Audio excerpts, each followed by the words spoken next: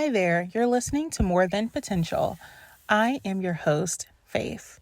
So, I wanted to talk about something that I believe a lot of you experience, especially if you are a woman of color, a Black woman in particular. When you're at work, do you ever have someone, or particularly white women, tell you that you're not a team player? Or they'll say things about you excluding yourself or not being open, not being friendly. I've seen Black women on social media say that. They have been reprimanded for not saying good morning or all sorts of really random infractions. And what this says to me is that Black women, we are in these spaces that are not necessarily hostile, but they're certainly not safe. And you can tell because these individuals are looking for opportunities to alienate or exclude you. And often when they don't find anything wrong with your work performance, they'll look at your personality, they'll look at how you interact with each of the members of your team, and start to say that maybe you're not a culture fit, meaning we don't like your personality, you don't vibe with us, which is very arbitrary. It's subjective, honestly. But that's the point. They can't pinpoint anything specific about your work ethic or the quality of your deliverables or the quality of the work that you're producing. So it comes down to, well, we just don't like your personality. We don't think that your look is a good fit for the company or for the team. And I have read a lot of different Reddit posts about this problem. I've read that a lot of Black women feel like they can't be introverted at work. They can't just do their job. They have to constantly perform in some way. They have to be overly friendly, overly nice, overly bubbly, and overly extroverted to make things go smoother, so that their coworkers don't see them as a threat. But the downside of that is that when you do behave in this way, it gives people the leeway to disrespect you or to assume that you're bubbly and extroverted, so you must not be intelligent. You must not be capable or competent in your job. So it's a catch-22.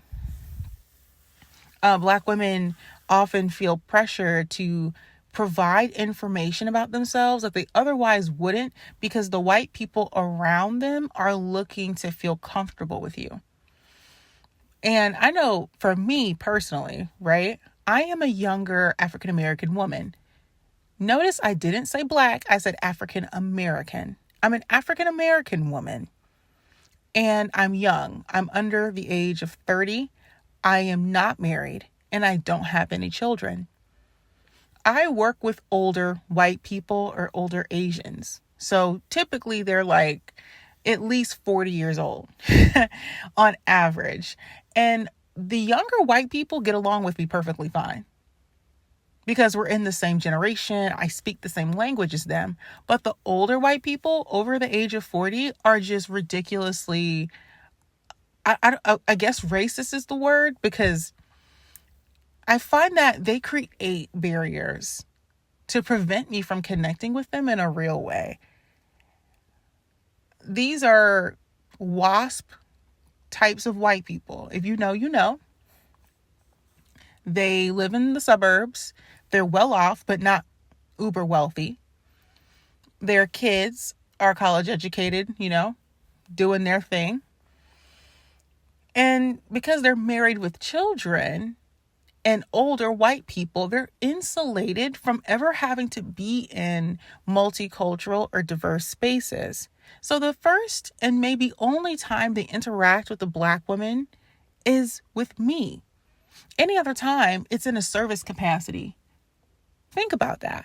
A lot of the older white people that you're encountering, the only time they interact with the Black woman is if she is serving them as a waitress or she's at the drive-thru. Really think about what that means. So if you're the only Black person that they really have to interact with, and you are in the workplace with them, I would imagine it causes some level of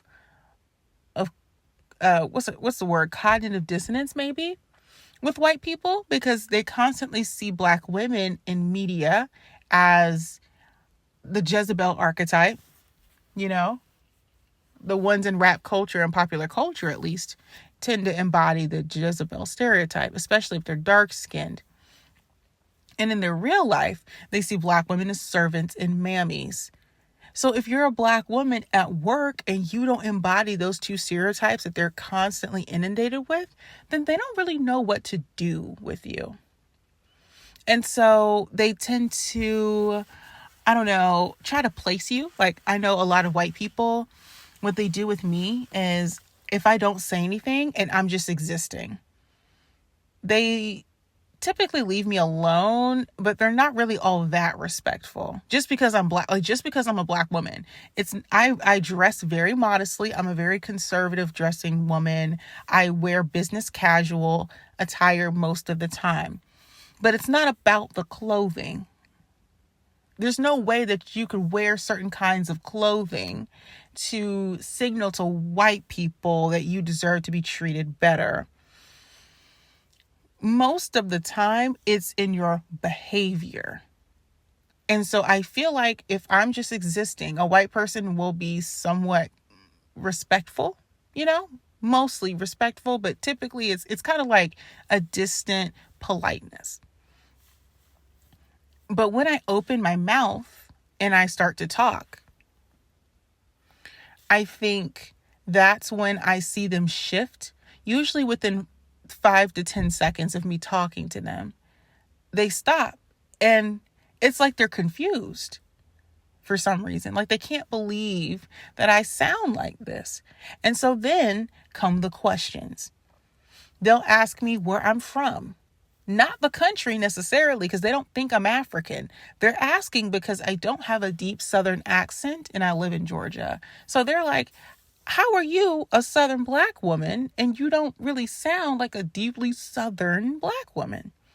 They can't place my accent. They can't really figure out where I'm from. And then they look at my business casual attire and then they say, well, what do your parents do? What do you do for work? Because again, they're trying to place me. They're trying to figure out, how are you a Black woman that sounds intelligent with business casual attire? Who are you? They're really assessing how much value they should put into our interaction and how they should treat me. This matters. I've found that white people will suss you out and they'll examine you based on behavior and appearance, and then they'll ask you about your what you do for a living, your income, because they're trying to understand what kind of Black person you are. And so when I tell them that I work where I work and I do what I do, it's like the weirdest thing. They change their behavior and they regard me in a certain way and they adjust themselves. It's the weirdest thing, y'all. All of this happens in the span of 10 seconds. And now that I'm better at reading body language, I understand what's happening now. They were treating me like I was a regular Black person at first. Then it registers that the way I'm looking and the way that I'm acting, that I probably am a Black person with some sense. So they don't feel physically threatened anymore. So then they give me a distant level of politeness. But then once they hear me speak, their distant politeness becomes fascination and they're intrigued. And then they learn where I work, and then they see me as someone of value, someone worth noting. And then because of that, they show me a different level of respect and deference that almost equates to what they would show each other. And all of this happens in 10 seconds. I want you to think about that, because once I was able to understand that a lot of the interactions I was having with people, and it was giving me so much confusion. I'm like, why are people treating me this way? Why are people so disrespectful to me? Or they treat me a certain way, but then I open my mouth and suddenly everything changes. It's because what I'm learning, a lot of the sociocultural markers of wealth come from behaviors and how you talk. Certain kinds of accents point to a certain type of acculturation that happens with highly educated, upwardly mobile, or high status people. So when you talk a certain way and you act a certain way and you have certain sorts of social graces, that immediately resonates with that person as, oh, this is a high status Black person. This is a different kind of Black person that I'm used to. And then if you're able to say, and it's not what's on you, it's not about the designer brands, it's about what you do, what you say, and what kind of job you have. That is where the clout comes from. So, for example, because I work in a reputable firm, once they know this, they immediately defer and they change the way they act because they understand that's a very competitive role. It's prestigious and it's intended for people of a certain class. You know what I'm saying? I didn't understand this. As a Black woman, we're not taught this. We're taught that white people are racist and that's it. But it's much more complicated than that. White people are not just racist. They created the system of capitalism. And so our entire structure is meant to support individuals who have demonstrated that they're able to hoard capital. And so there's different ways to demonstrate that. Black folks, we seem to think the best way to demonstrate that we have succeeded in capitalism is about what you can wear, the designer brands, the chains or whatever. But America is the richest country in the world. Having the chains and having, the designer bags and the designer clothes does not mean you're of high status. That just means you have a lot of money to waste because money doesn't buy class. But when you interact with someone and you see how they behave and then you see how they talk and you understand that they have certain kinds of social markers, like, oh, they vacation here, they do this for work, they went here for college or university, that creates a much more robust picture of the type of privileges this person is afforded. And so white people, if nothing else, are going to think about privilege in every conversation. And it's subconscious with them. It's not overt. They don't even realize they're doing it. They're evaluating you to better understand what kind of privileges that you have access to, because that will determine if they can extract value from you. And if they can extract value from you, meaning if there's something capitalistically beneficial in knowing you and associating with you, then they will treat you with high regard. And only then. You see what I'm saying? Like, there's so much that has to happen in the first 10 seconds for them to decide that you are a Black person worth knowing and befriending. A lot of you don't understand. That's why first impressions are so important. First impressions are not about making somebody feel good. It's about, can you demonstrate that you also have privileges? That you are not a victim of capitalism, but you are a beneficiary. Because some people, like a lot of white people in the corporate world, are looking to climb the ladder. And they only want to be around other people who are also able to climb the ladder and benefit them socially, economically, and politically.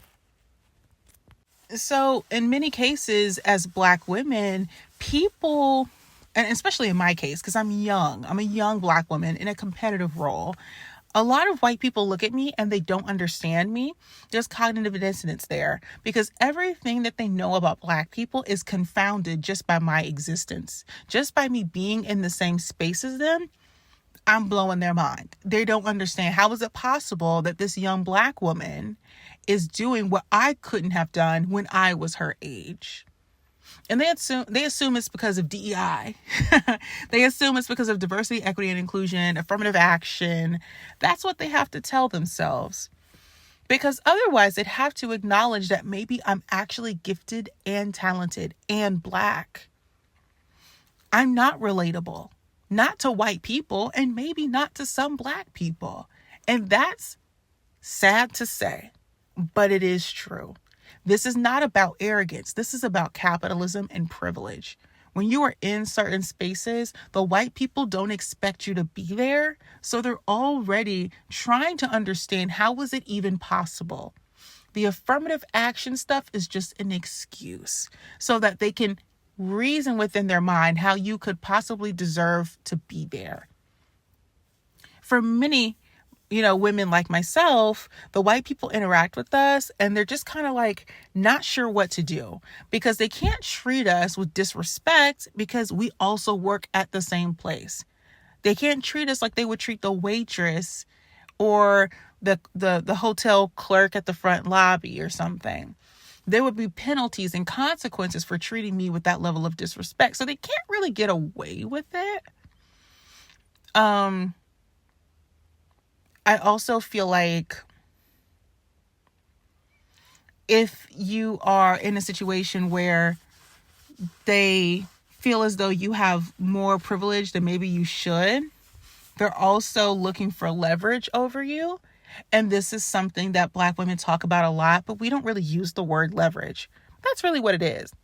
They're essentially saying, I find you uncomfortable to be around because you have more privilege than I think that you deserve. So explain to me how you got here. What is it about you that makes you more qualified to be here than what gives you the right to be here more than the white man? Because most of the time they would prefer to have given that role to a white person. So what makes you more qualified than another white person?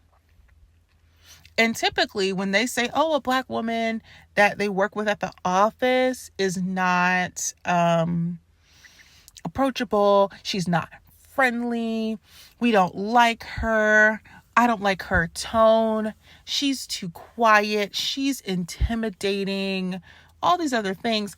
Sometimes it's just you have not given them enough information to have leverage over you. What is the leverage? Leverage is essentially saying, I have information that I can use at will to take away some of the privileges that you have. And in this situation, what they're really trying to do is not only justify why you're there in their own mind, but also give them ammunition to use against you should you step out of line. Quiet Black women who are introverted, who are not as open or forthcoming, typically get in the way of what they're trying to do. Now, don't get me wrong. There are Black women who do have bad personalities. But as someone who works at a prestigious firm, I know a lot of white people there who have bad personalities. I've been dog walked and disrespected by many. And a lot of times, and here's what people won't tell you, the most successful individuals in corporations, especially large corporations or whatever, and they tend to be people who have narcissistic traits. They're demanding, they're type A, they can be ruthless in their pursuit of information or pursuit of success. There's very specific traits of being disagreeable, not necessarily being willing to compromise. Self-promotion. These are somewhat traits of narcissistic people, or at least narcissistic tendencies.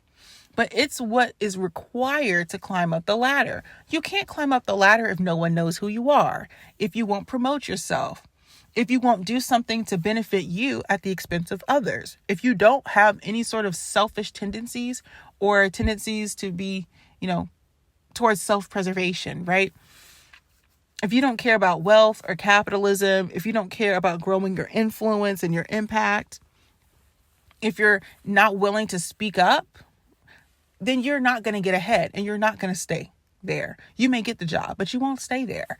And so by them essentially saying that a Black woman should be more kind and friendly and self-sacrificing than everyone else, they're essentially trying to force you to comply and live by rules that they themselves don't live by. They don't want you to be there. And so one passive aggressive way indirectly to do this is to try to force you to be in a role and to act a certain way that would not be conducive to you staying in that competitive role. Does that make sense? Like, do you get what the point is?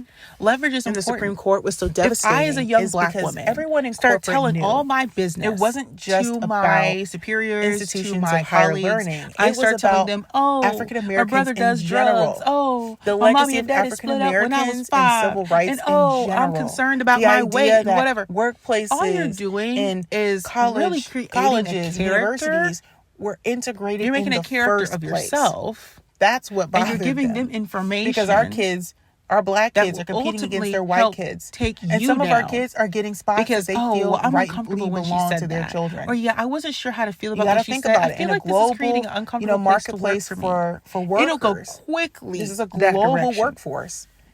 Or someone could take offense to what you're saying. Because this happens a lot. Everybody. If a black woman says that she is having fun doing something and they were with like, her family, going on vacation, we can knock black folks out of the conversation, a white person could get triggered. That's a few more by spots and go to a white person. You going on we'll vacation. Knock out some of the It Asians. doesn't even have to be a luxury vacation. Unfortunately, just the thought that what it's going to require for them to do that in the United States is for them to where you can go travel fascist just like they do.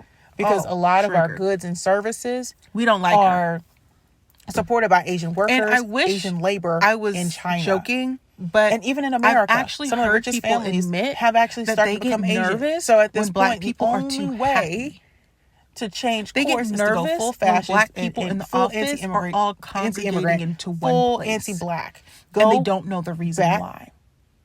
They get reverse civil when they liberties back see to you Jim Crow happy. segregation and start over from when they scratch, see y'all so that white people congregating finally have a chance to run their own getting country together. again. Because they I assume wish it's a I could say that that's not the they game assume plan, it's social but it justice is. related, and it's going to be disruptive So in the context to of what they have us going as on. black women, I think we should really, that black have the people may just wanna conversation. talk to each other. What is it like being Organically, in these they may just hang out. workspaces, and what is it going to They can't continue to fathom be like? that. How much maybe worse this things black are going woman to deserves get to be with some of happy our and deserves to go on vacation when and a lot of the deserves, sentiments around them, because to let's have be her honest, a privacy lot of just our like me. coworkers, Oh, they're no. living with people who You see, voted privacy for is something that only man, afforded to whose wealthy name I won't people say. with no social If media they themselves didn't accounts. vote for that man, The rest of us, they'll we never have to tell you, but they everybody probably our voted for business, him. post what we're doing, broadcast ourselves on LinkedIn. So what's it going to in be the like hopes that working somebody in will give us an environments where these interview people or have been recruiters will reach enabled out, will and reach out. empowered to be as vicious, Privacy as is ruthless, becoming and as the disrespectful gold as standard possible? for wealth, actually. Now they're going to absolutely want you to So give anyway, them I'm leverage and yapping tell about this because them I think about this conversation is your going to become woes, your much more troubles, because they're critical looking for any excuse in to get rid of you. 2025. I have I know a perfect feeling example of that this as is things get at worse, work. I've had we're going to see a lot Caucasian more women black people laid ask me off about the for election. arbitrary reasons, And I couldn't for the they'll life say of it's me because you understand were how a that was culture relevant. fit, or Now, it obviously, was your I'm not dumb personality or enough whatever. to tell but them it's what I because really they can't think, say but it's the anything about your principle. work ethic. Like, you really or the sat quality here of work and that asked you're me doing. about who I voted Because for your and quality expected of me to work answer. is comparable When to I was that of your quiet, when the peers, white people were talking, if not I was better. silent. I didn't say They're anything going about to who I find voted ways for at all. to weed They out asked black me, talent because hey, they I didn't noticed want you the haven't black talent said there anything. in the first place. Their what's goal going is to on? make sure How did you that vote? black How do you people feel are about not this? seen and not heard anywhere That other was than not those for orange, no reason. Tree Like I said, they tree wanted leverage. plantations They in wanted to see Florida, if I was going or to take the they bait, if want I was you dumb enough cleaning their homes and goofy and enough walking their to dogs say how I and- felt. and cooking their food. And I don't care. Even these were liberal delivering white their people too. That's the DoorDash. They thing. want It you wasn't in those It service wasn't and you know support roles. Too the much racist change whites, has or allowed for they're black racist, but not people the way in the that they middle think. class to rise up and they're think the that they're liberal actually whites. on the same But par. I knew. I'm like, the They're on fact the that same you level are a as some quote white unquote people, white and woman, they have to change liberal that. white woman, Things have gone and too you're far, you and they sat said here they wanted talking to about roll it this back and asked a entirely. black woman what I thought. And not just a little bit of diversity, all the initiatives. Shine the light on They me wanna directly. pull it I mean, all that just back. shows you you're not really an Go ally. back to a time where You white just people vote could Democrat discriminate sometimes. against But us. you're not an ally. And there was you're nothing not that we could do pro-black. You about don't it. care about black people. Certainly Too not many me. black women making money. So Too be many of y'all got aware Louis bags. of the Too many of mine y'all fields, are building the these landmines, businesses and learning the things that landmines only that are white being people were placed supposed all to know around about you building as a wealth. black woman. Because now more than ever, you need to have a regulated nervous system. You can't let these people shake you up. You can't. These people are going to try you. They're going to try and trigger you so that you fail. You step on the landmine and you get fired. Don't take the bait. Don't tell people your business. Keep your mouth closed, head down, say nothing. If you need to say something, be nice, be positive. Ignore all political talk. Don't even address it. Don't even pretend like you didn't even hear it. And if they come to you and they say, well, what do you think? How are you feeling about all this? You know what you say? Here's what you say, because here's what I said. Well, I just don't want to really bring that energy to the workplace. I don't want to create a hostile environment for anyone here by making anything about politics. I just would hate to see anybody differently because of their political views. Let's create a safe environment for everyone to do their work and get the respect and credit they deserve for their hard labor or something like that. Because once you say the words hostile work environment, safe place to work, those are specific words in the work environment that are like, you know what? Let me not mess with that. Because if I say something, she's going to take it to HR and say, hey, this person's creating a toxic work environment. White people know there's some words that trigger a series of events in the corporate. It's a whole paper trail. So if you say the words, I just don't want to create a hostile work environment and I want everyone to feel safe at work to do their jobs and do them well, boom. Because at that point, you're putting it on the company. You're not saying, I don't want to answer that. You're saying, no, this institution, the job, the company, it's in the company's best interest that I withhold any of my views. Okay, it's how you phrase it. You got to phrase it so that it's beneficial to white people. It has nothing to do with you. Don't make it about you.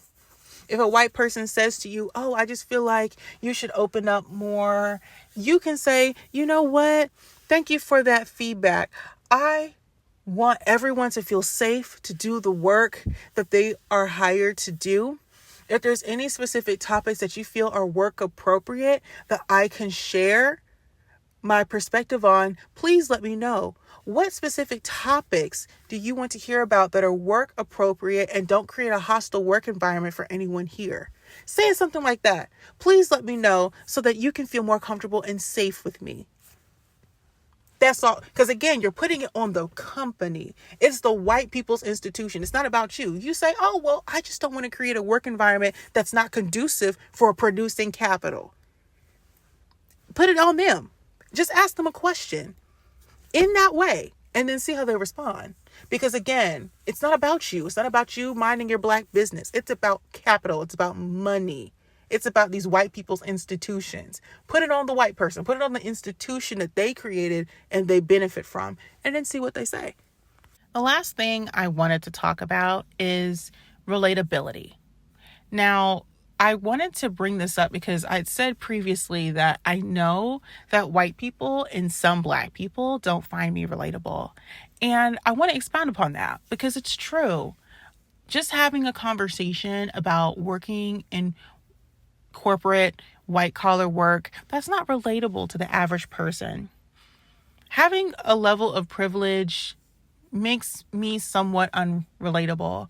And I think what happens sometimes is what happens at work happens with black people too. So when I'm at work with white people and they're like, oh, I just feel like, you're just a closed book. You're not really open. I don't know much about you. And I just wish that you were more of a team player so we could get to know you and blah, blah, blah. What they're really saying is they don't see anything in you that reminds them of themselves. That's a whole other aspect to it. Because, again, I'm working with the majority of older white people who are WASPs, who are married with kids. And so as a young black woman who is not a WASP, who is not married with children, we can't even bond over that. Like, we can't bond over our kids going to college because I don't have no kids. Now, I don't have this problem with younger white people because younger white people, for the most part in corporate, they're pretty chill with me. I haven't had too many bad experiences because we're in a similar place. Married or not married, we're younger. We have a similar language. We like some of the same things. We can find points to connect. And so I don't have no issue with any non-black person under the age of 35. Most of the time, we rocking. They rocking with me. I'm rocking with them. We don't have no beef. We get along very well. At least that's been my experience. But I will say, and here's the thing. I'm not trying to shake the table, but it's true. The black people who are my age sometimes are the ones who say I'm not relatable. And I find that fascinating. I really do. I would love to get a better understanding as to why it is that sometimes black folks also will pull the whole "you're not relatable" thing to me. Because who said I wanted to be relatable? First of all, who said that? I get that between us as black people, I get that I don't necessarily look at another person and see kinship just because of our skin tone. I understand that. Some people feel differently on this topic, but no, I think there's different kinds of black people. And so I'm not going to assume that you're like me unless you vocalize that. But what I don't like is that there are black folks who act similar to white people, where they will suss you out to see what kind of privileges that you have that they can exploit for their own purposes. But differently than white people, I've noticed white people within 5 to 10 seconds are able to clearly ascertain rank and superiority or inferiority. Because they, capitalism is their jam. So they can talk to me within 5 to 10 seconds, correctly place me on the hierarchy, and then keep it pushing. Not saying it's right, but it's what it is. And what I've noticed is with black folks, they will suss me out, realize I have some privileges that they don't have, and they don't adjust their behavior, though. Because I think black folks, we want to be capitalists, but we don't like hierarchies that we're not at the top of. And this matters because we have this resurgence of black folks who want to be capitalists, and they praise capitalists like billionaires just because they're black. But if we're really honest about it, I feel like the black community is anti-hierarchical when it's convenient. We don't really like hierarchies that much. The only way we tend to like hierarchies is if it's a black man at the top, and that's usually because he's the pastor. I don't think there's a hierarchy in the black community where a woman would be closer to the top, especially a woman that looks like me. Because we, again, and granted, beauty is part of this, and we can do a whole separate conversation just on beauty. But generally speaking, I've noticed that black folks, they are in some cases just as resentful as white people when they see you as somebody that shouldn't have privilege, but you do. And I think it's because they covet the privilege that you have. I've been in a lot of experiences with some black folks where number one, they're trying to rationalize how I have this privilege. So they'll say, "Oh, well, I thought you were Nigerian." I've had quite a few instances where Africans have gone up to me and assumed that I was Yoruba, talking to me like I was Yoruba in elevators, in events. And it's baffling, but and this is what they told me. They said because of the way I carried myself and because of the way I spoke, they assumed I wasn't African American. And so the second that I told them that I was African American, descendant of enslaved people, they immediately adjusted their behavior in a negative way. Weirdest thing ever.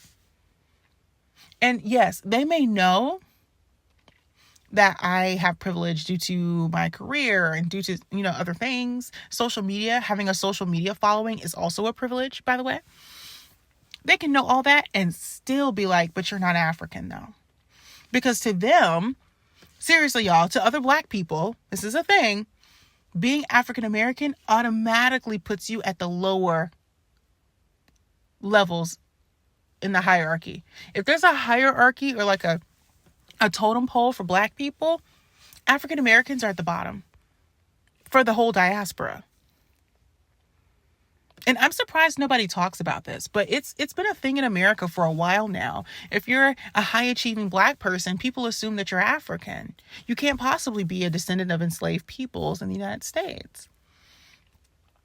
And like I said, the difference between white people and black people is white people will adjust in how they treat you, and they will treat you with more respect because they recognize that you have privilege that they can exploit for themselves. Black people, they will fully see the privileges that you have, and they'll still be like, "Kiss my butt."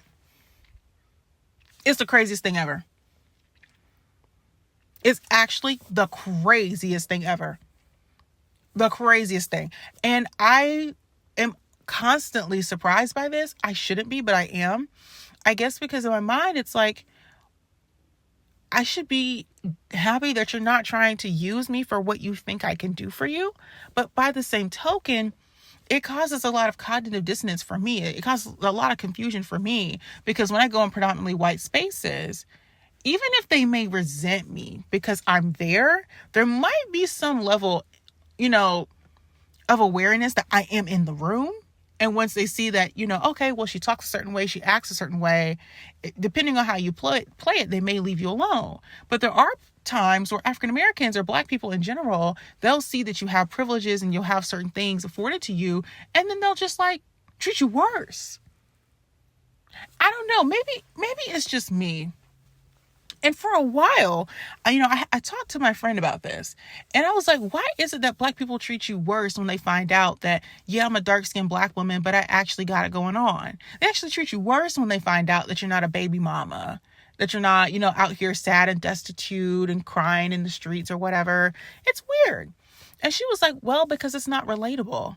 It's not relatable for you to be a Black woman who's dark-skinned. You're African American, right? So they assume that you have nothing going on that they could possibly ever want. And then because they feel superior to you, once they realize that capitalistically you're actually not inferior to them, it troubles them because it subverts everything they thought they knew about the world. You mean to tell me that I'm technically supposed to be better than you, but actually you got more going on than we thought? Oh, you actually, that's not relatable. It makes people comfortable when they can figure you out within the first 5 seconds. It causes people mental anguish and discomfort when they look at you and they can't immediately figure out what you're about. It's that way on social media. Social media is just a way of us. It just shows us human behavior at scale. So, for example, when you have a social media account, right? What they tell you to do is create an account that at first glance makes sense. Your content strategy and the type of content you create shouldn't be hard to guess. If I look at your Instagram or your TikTok, it should be very clear who you are and the kind of content that you create. If it's not clear, you're not going to grow. It can't be something too complex, right? In the same way, when you're interacting with people, they need to be able to get a read on you.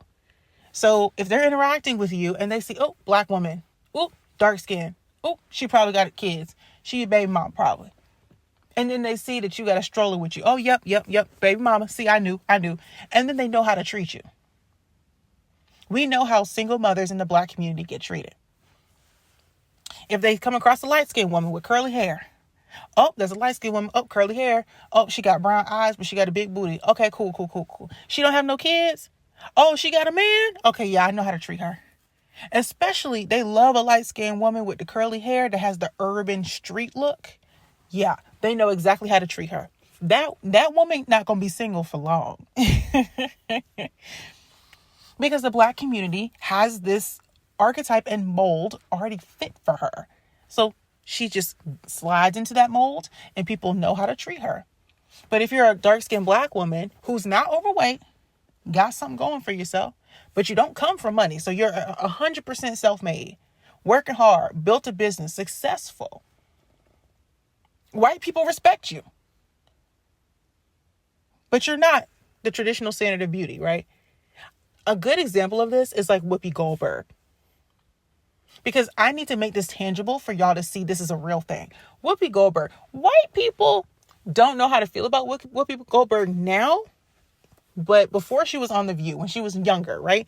Whoopi Goldberg was a star. Sure, she was ugly, according to white people, but she was an ugly white woman, ugly Black woman, but she was funny and made a lot of money off of that. The Black community, if y'all remember, was not a fan of Whoopi Goldberg. They saw that she was an ugly, dark-skinned Black woman. So they were like, we can't even see the comedy aspect. We can't even see the value in this lady because she's ugly. White people were thinking about capitalism. They were like, okay, this ugly black woman, yeah, she funny though. Let's go ahead and give her some stuff to work on. Let's see, because they saw that there was something they could profit from Whoopi. Black people, they'll see that they can profit from Whoopi Goldberg, but they'll be like, no, she's dark skinned and she's ugly. I don't even want to waste my time. You see what I'm saying? And so this kind of came to a head, especially when Alice Walker's The Color Purple came out, because white people loved the movie. They were like, wow, this is a great movie. It has some awards, a lot of buzz about the movie, but there was so much consternation in the black community because this dark-skinned black woman had the audacity to be in a movie where she was the hero and she was the center, the focus of the film, and she wasn't desirable to the eye, at least according to white supremacist beauty standards. And so we devalued her. And there were plenty of black people at that time, which they claim like they loved the movie now, but back then a lot of black folks were hating on it because it made black men look bad or whatever. But you see my point. We had a black woman who was dark-skinned, descendant of enslaved people. She had talent. She had gifts. She just wasn't pleasing to the eye in a white supremacist way. Whoopi was never ugly. And we're going to end the conversation at that. But it didn't matter. She didn't fit the white supremacist standard of beauty. So to black people, that's all that mattered. Who cares if she can make money? Who cares if she's gifted and talented and there's usefulness there? No, all they're looking at is, but I don't want to be her. Like, I want y'all to really think about this and let me know in the comments if you believe this to be true. I believe that when black folks say that something's not relatable, what they're really saying is, I'm not sure if I want to be that person. Because even if I'm a successful, talented, dark-skinned black woman, I'm still not light-skinned with curly hair. So who would want to be me? The only way that person would say, oh, you're relatable, is if they can justify in their mind why I'm successful. Like, oh, well, yeah, she's dark skinned, but she got a big booty. And she looked like Naomi Campbell and she got a big booty. So yeah, I can see it. Kind of. We might let this one slide. But if you don't fit that white supremacist standard of beauty and you have the audacity to be successful, you're gifted and you're talented, and you're starting to see real profit. You're starting to see real money. Because you learned how to hone in on your gifts. You can't rely on beauty because you're considered inherently anti the beauty standard. So you go towards making money, funneling your energy into your gifts and talents. And you see real profit from that. There will still be black folks that say we don't want nothing to do with her because she's not quote unquote relatable. Because now that you're a dark-skinned black woman, that you're actually succeeding in spite of white supremacy, that's not relatable to us. We liked you better when you were the baby mama. You were the baby mama archetype. You were supposed to be the one that didn't go to college, got knocked up by a baby, and then that was just your life. I have people right now in my life currently, people who knew me from high school. They knew I was gifted in dance. They knew I was smart, but they were preying on my downfall. Why? Because I grew up religious and conservative. And so in their eyes, the only way that a dark-skinned black woman that they don't find attractive is worth anything, or it doesn't even make sense for me to be successful. To them, it's like, well, we just assume that she's going to drop out of college her freshman year and get knocked up. That's the kind of, they were making bets because they knew where I was from. And they were like, black women who look like her, we already know what happens to women like them. We ain't really worried about them. Y'all, I wish I could say I'm joking. I'm not. The level of hatred and the disrespect, insane, because you don't fit the stereotype. You have the audacity to thrive. And when you thrive in the face of capitalism and extreme oppression, that makes you not relatable because the rules don't apply to you. You somehow found a way to break out of the mold when they didn't. There's a lot of power in that. And I don't know, now that I am no longer a teenager and I am successful, I make more money than all of the people who I knew at that time frame, the people who were, casting lots and betting on me getting pregnant as a freshman in college. Yeah, I graduated college, killed it, Killed it in college. Slaughtered it. I didn't get a 4.0 GPA, but I did a lot of cool stuff.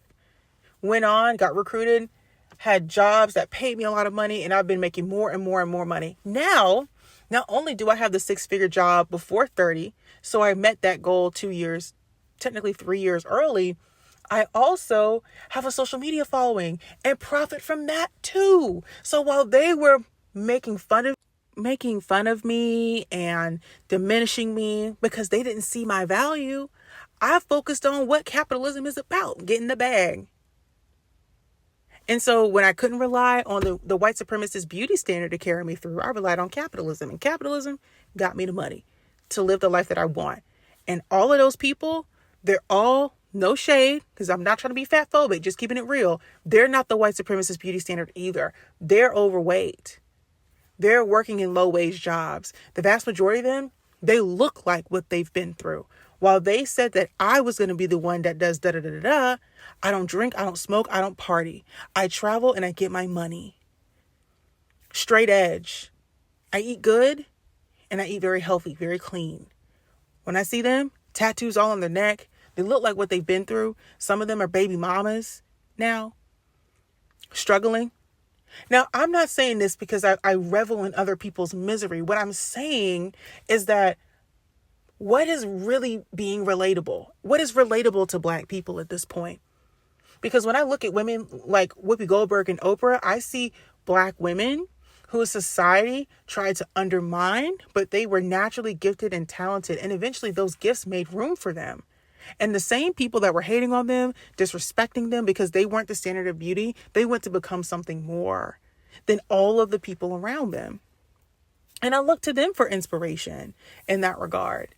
So no, I really question this idea of relatability at this point, because a lot of the stuff that the Black community finds relatable is either toxic or dysfunctional for me. Because again, you got to think about where I am on the totem pole here. I'm not at the top of the totem pole, not even within the Black community. I'm typically at the lower rungs. At least that's where I'm supposed to be. So when you rise above that, people have a hard time trying to figure it out. They can't figure it out. They don't know why. How is it that you made it this far? How is it you were able to do what I wasn't able to? And it's like, well, maybe just maybe, there's more to life than this white supremacist nonsense. That there is more. There is more. Playing by the rules, fitting into the mold that society has for you. Like, I beat the odds. And you can too. It's not too late for you. But you got to stop hating. Now, white people, they gonna hate. And the hate is becoming the domestic policy at this point. So we already know where that's headed. But African Americans, if we're going to stick together through all of this, we're going to have some tough conversations about how we treat each other. We are, because we can't be acting like the way the white people are acting. We are all we have, literally. We are literally all that we have at this point, because all those other demographics turned on you. They all turned on you. And they're about to turn on each other. So Black folks, we going to have these conversations. We got to talk about what it's like being in these predominantly white spaces and how to navigate it in times like these where things are going to get more intense and the pressure is going to be on. We also should talk about what's really relatable in the Black community and how we pressure the women specifically to adhere to a standard that doesn't make much sense. And it's actually toxic and it's dysfunctional. It's informed by white supremacy, and you can break out that mold and do something else. If there was ever a time to do it, it's now. We can take advantage of the chaos of this era, of this weird space that we're in politically, and shake things up and do things differently. But it's going to require us being a bit more imaginative in our thinking. So anyway, that's all I have to say. I didn't realize this was going to be a 45-minute video, but I hope you enjoyed it. And let me know in the comments below what you guys think about all of this. Anywho, I will talk to you guys in the next one. Bye.